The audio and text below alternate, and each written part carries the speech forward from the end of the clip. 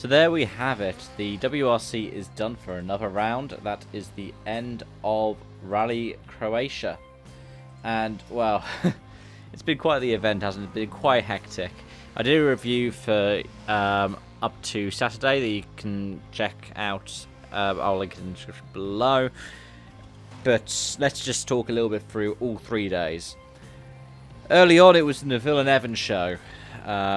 At the end of Friday, they were absolutely level.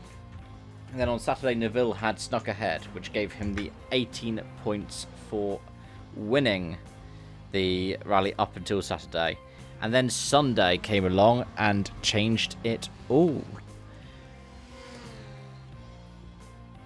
Whilst the first test was relatively close between the two of them, and the second test, which was essentially the dry run for the power stage, both of them had issues. Evans spinning and Neville crashing, taking the rear wing off his i20N Rally 1 car. That promoted Sebastian Ogier to a lead that he would hold on to until the end of the rally. But it would mean that he wouldn't get the points for the win because of the new 2024 point system. Lloyd Tanak still held on to 4th place, Neville, despite all of his damages, and losing 46 seconds in the end to Ogier overall. We held on to 3rd. Lloyd Tanak did do quite well to hold on to 4th in the final standings, and he got 2nd by 1.8 seconds on the Super Sunday. The winner of that, it was Takamoto Katsuta, with Ogier in 3rd from Mikkelsen, Evans, Munster, and then Neville still picking up 1 point because of poor Adrian Formeau, who in the same stage as issues befell Evans and Neville, clipped one of the anti-cut devices and demolished the front right corner of his Puma. He was able to continue and finish the event, albeit finishing the event in 17th place, 17 minutes off of Ogier, though he did get the power stage win, meaning that he still got some points on the Sunday. Well done to him for salvaging that. I don't think that would be a mistake that he would have made if this wasn't the way the point system was. But it means that M Sport has both of its drivers scoring points.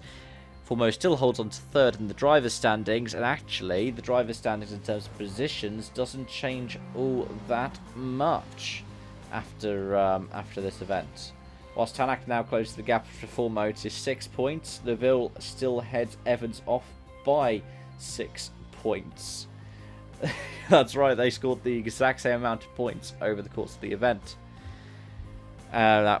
The fact that M Sport managed to bring those points home, as well as another 5 points for Greg Wild Monster, means it's a very happy birthday for Rich Milner.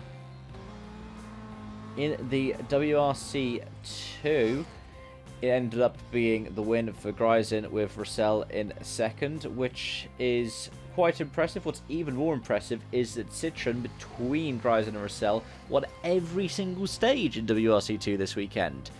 I remember when the C3 first started being used, and it actually was performing that well on tarmac, which was so strange because Citroen, of course, have the records of performing really well on tarmac, especially if you think about their F2 days when they end up winning the overall events in 1999. But here we are, Citroen are back in form on tarmac, and it's great to see that. It's great to see that all of the different flavours of rally car end up giving all kinds of different benefits.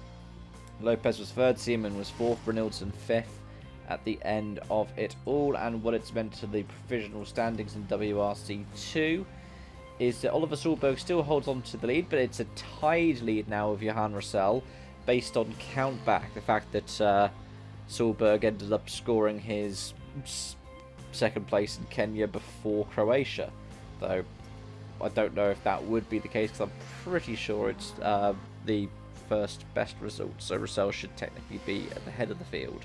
Gryzen's in 3rd, 3 points back, then Seaman is on 36 points, though Seaman has done 3 rounds compared to 2 rounds, so everybody ahead of him, and then Pepe Lopez behind him on 33. Then there's Gus Greensmith on 25 points from that sole outing so far, well, sole point scoring outing in Kenya, which he won. Again, Pajari, 18 points in Sweden, was here in Croatia, but much like Greensmith, wasn't scoring points. And let's go through JWRC.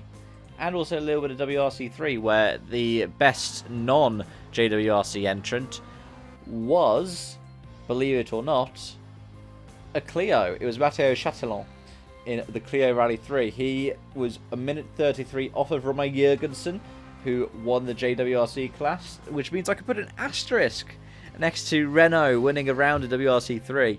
Technically they didn't, but also he was the best of the non-JWRC runners, so I could put an asterisk next to that prediction of mine. Let's see if there's any better form for Renault over the rest of the season. But yeah, Romain Jurgensen ended up winning the JWRC from Taylor Gill, with Norbert Meyer, the Meyers, with his sister Francesca co-driving in 3rd place. And there was Blach and Caparo, the 5th place JWRC driver. All kinds of different issues for all of the drivers. Rensenet, remember, he had an engine failure on the Saturday. Matulka had suspension issues. Dominguez had also all kinds of different issues. We had people crashing out. Fabio Schwartz, for example, who crashed out on Friday and returned and still managed to, I think, score a point in WRC3. But yeah, the other one, 3rd place in the overall WRC3, was Philip Kern, who ended up taking the win in the Fiesta Rally 3 trophy literally last week in the ERC in Hungary. What that means for the standings in those championships is that in WRC3, Jurgensen holds on to a lead over Miller Johansson, who didn't appear in Croatia. Then it's Jan Cherny, who won in Monte Carlo in 3rd. Then Hamza Anwar, who won in Kenya in 4th. Then Chatillon in 5th. That's really strange. In JWRC, it's Jurgensen on 46, Johansson on 33, then Taylor Gill on 22 from Meyer. Then Eamon Kelly, who retired with engine failure on the Friday, in 5th on 15 points. But those are the things that I've noticed from Rally Croatia. Let me know your thoughts in the comment section down below, and anything else I might have missed over the event. I mean, I didn't even talk about the fact that we had rain and snow, which is especially strange for an April event. But thanks for watching, guys. I hope to see you again soon. Bye for now.